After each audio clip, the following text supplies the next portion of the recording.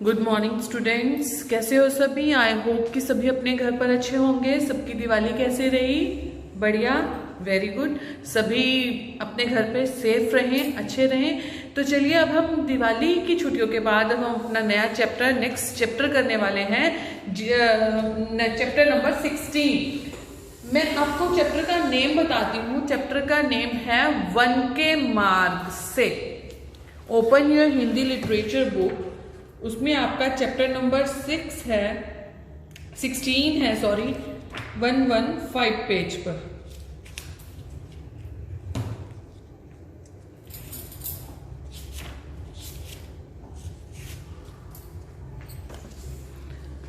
One के मार्ग में, तो ये आपको चित्र देखकर ही पता लग गया होगा कि ये किसके बारे में क्या है।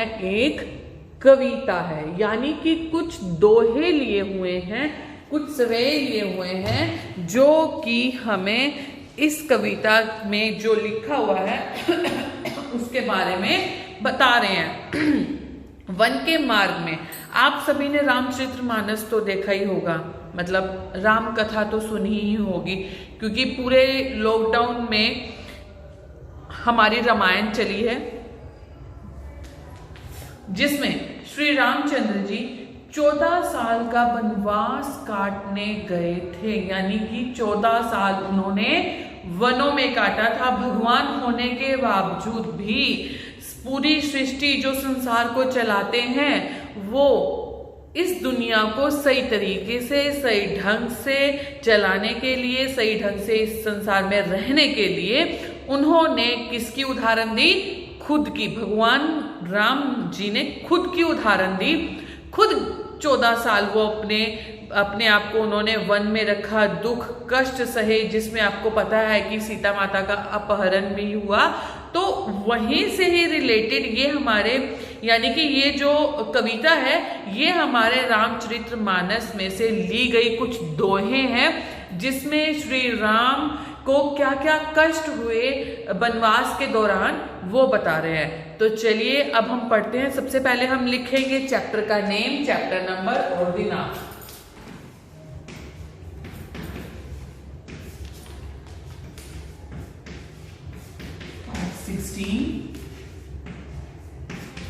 वन के मार्ग, ठीक है। तो ये किसके द्वारा लिखी हुई है? तुलसीदास जी की। जो हमारा रामचरितमानस हमें सबसे पहले लिखा हुआ मिला है, वो भी किनके द्वारा लिखित है? तुलसीदास जी द्वारा। तो ये जो हमारी कविता है, ऑब्वियस सी बात है कि जब हमने ये दोहे लिए हैं रामचरितमानस से, तो हमारे दोहे किसके हैं? रामचरितमानस के हैं। और हमारी रामचरितमानस किसने लिखी हुई है? तुलसीदास जी ने। तो चलिए आइए पढ़ते हैं हम इसके बारे में। सबसे पहले हम करेंगे कवि परिचय।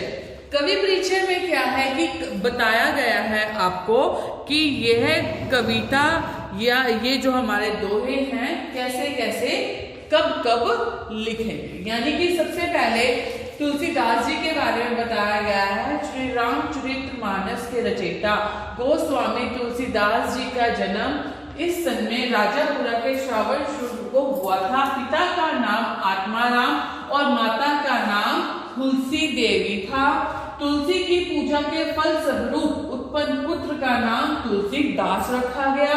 पत्नी रत्नावली के प्रति अति अनुराग की परिणति वैराग्य में हुई।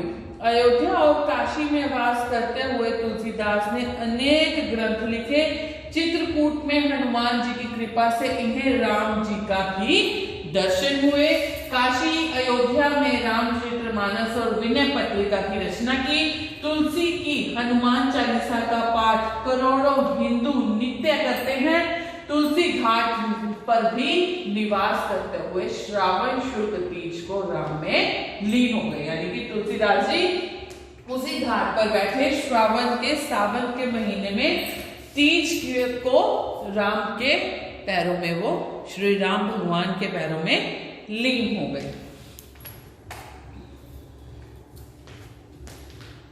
आपके लिखे 12 ग्रंथ अत्यंत प्रसिद्ध हैं। दुहावली, कवित रामायण, गीतावली, रामचरितमानस, रामलला नहछु, पार्वती मंगल, जानकी मंगल, वरवै रामायण, रामाज्ञा विनय पत्रिका, वैराग्य संदीपनी, कृष्ण गीतावली।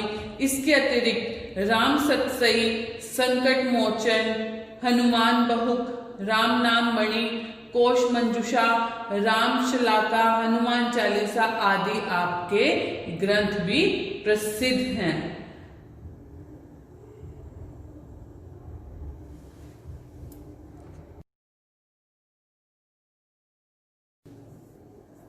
हाँ जी, तो नेक्स्ट सबसे पहले हमारी लाइन आती है, पुरते निकसी रघुबर बधू, धरी धरी धय मग में डग दे, झलकी भरी भाग करी जल की, पुट सुखी गए मधुराधर वे। फिरी भूजती है चलनो अब केतक, पर्ण कुटी करियो कित है, तिये की लखी अतुरता पिए की, अखियां अति चारू चली जलचे। तो ये जो संदर्भ लिखेंगे सबसे पहले, प्रस्तुत पंक्तियां हमारी पाठ्य पुस्तक वसंत के वन के माल में अवतरित हैं या ली गई हैं। इसके रचयिता का नाम तुलसीदास है। नेक्स्ट आता है प्रसंग। कवि तुलसीदास ने इन पंक्तियों में उस समय का वर्णन किया है जब श्री राम सीता जी के साथ वन में जा रहे हैं।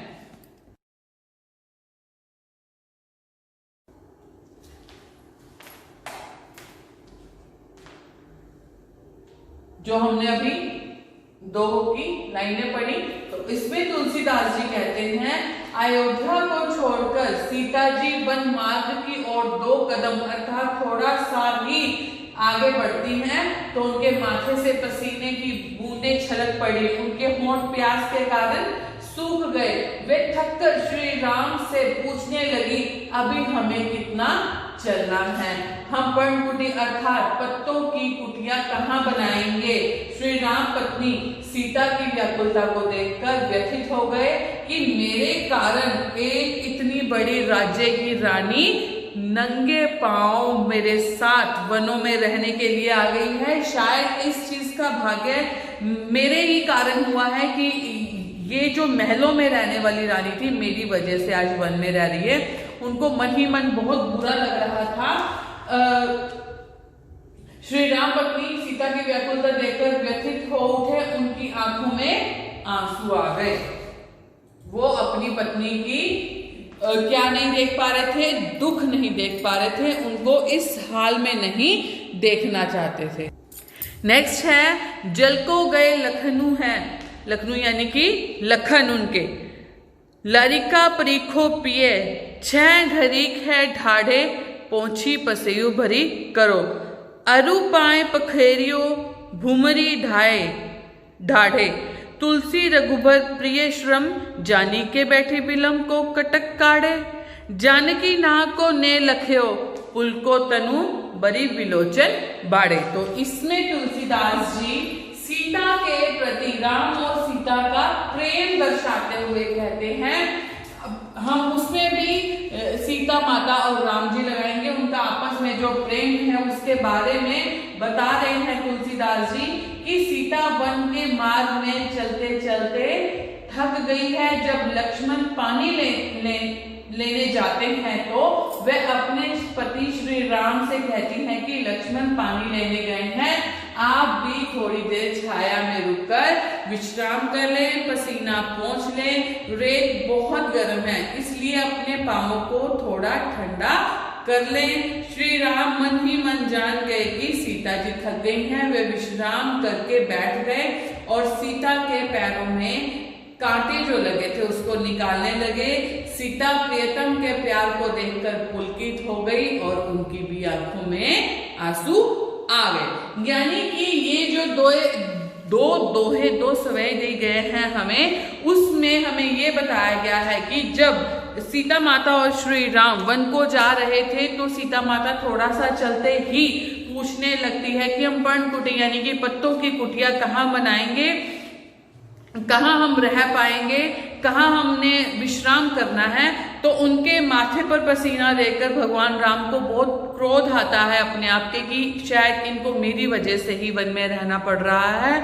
और थोड़ी अगले ही दोहे में हमें बताया है कि जब लक्ष्मण को पानी लेने के लिए भेजा जाता है तो सीता माता भगवान राम से कहती है कि आप भी थोड़ी देर बैठ जाओ, रेत बहुत गर्म है, थोड़ा विश्राम कर लो जिससे आपके पैरों को आराम मिलेगा। तो इसमें इन दोनों दोनों में एक दूसरे के प्रति उनका स्नेह, उनका प्यार देखने को मिल रहा है। तो तुलसीदास जी हमें बताना चाहते हैं कि भगवान राम ने हमें जिंदगी की कुछ शिक्षाएं देने के लिए अपने आप को कष्ट दिया था, तो क्यों नहीं हमें भी अपनी जिंदगी को अच्छे से जीने के लिए खुद भी कष्ट उठाने चाहिए और हमें अच्छी जिंदगी व्यतीत करनी चाहिए और दूसरों को भी अच्छी जिंदगी देनी चाहिए, अच्छी शिक्षा देनी चाहिए। तो इसके बाद हम वैसे ही करेंगे, अपने कठिन शब्द, वाक्य बनाओ और क्वेश्चन आंसर और इनके दोहों के अर्थ भी लिखेंगे। ठीक है, थैंक यू बेटा। और सबसे बड़ी बात ये कि आपने इसमें एक गतिविधि कार्य क्या करना है, आपने रामायण के 5 दोहे लिखने हैं, पर 5 दोहे वो लिखने हैं जिसका आपको अर्थ समझ आ रहा हो, आपको बोलने भी आते हो और आपको लिखने भी आते हो। आपने अपनी उत्तर पुस्तिका पे वो लिखने हैं अपने चैप्टर फिनिश होने के बाद, यानी कि जिसमें हम लिखते हैं हमेशा गतिविधि कार्य। ठीक है, थैंक यू।